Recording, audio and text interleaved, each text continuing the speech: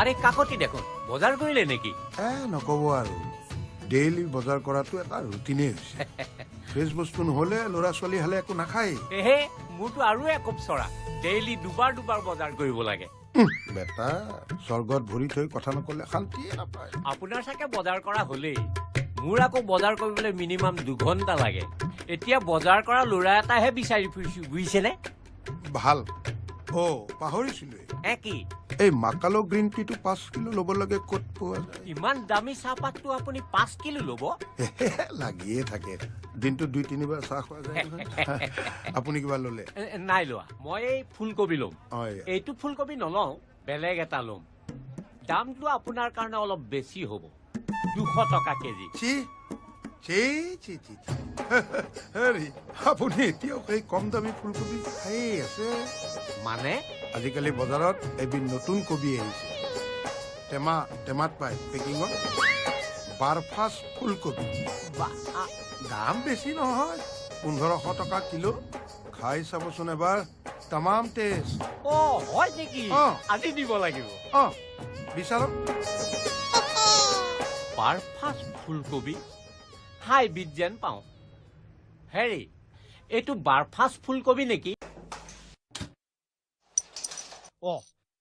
কুলক্ষণীয়া চাও, এইটো ঘড়ীহে। ঘচালি ছেকেণ্ডৰ কাটা দেখি খুলিয়ে পেলালে। পানী বটলটো দে। এইকেইদিন কাম নোপোৱালৈকে তই মোৰ লগত গাড়ী কামতে লাগি থাকিব পাৰিবি। কাম মানে ধৰ আৰু তোৰ হেণ্ডিমেন জাতীয়। Khanapara down town Ganeshguri 6 mile. ৰচোন তই মোক গাড়ী বুলি কলি, মই আকৌ শুনিছিলো দেখোন তোৰ অটো এখনে আছে। সেইখনৰ কথাই অট বুলি কবলৈ লাজ পাইছ কিয়? তই এটা কথা কচোন, তই জানো মাৰক বাই বুলি ক? জাপচৰ লাগে।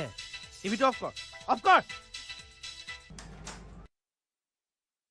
একচুৱেলি তোৰ এই উস্তাদিৰ কাৰণেই বাপেৰে গাঁৱৰ পৰা খেদিলে। আৰু বেছি উস্তাদি কৰিবি, মোৰ লগতো থাকিব নোৱাৰিবি।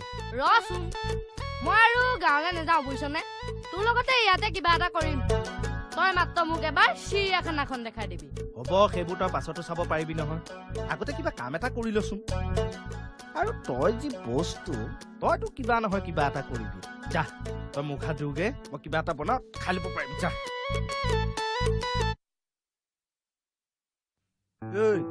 এইফালে কি ভাবি আছো?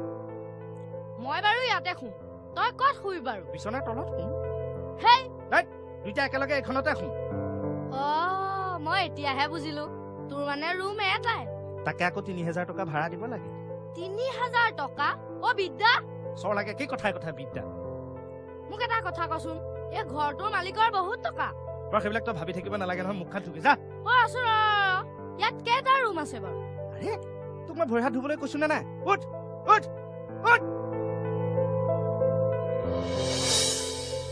বেছি পূৰণ হৰণ কৰাৰ কাৰণেইটো গাঁৱৰ পৰা খেদিব লগা হ'ল। কি দেখিছো, মোৰ মূৰটো খাব নেকি?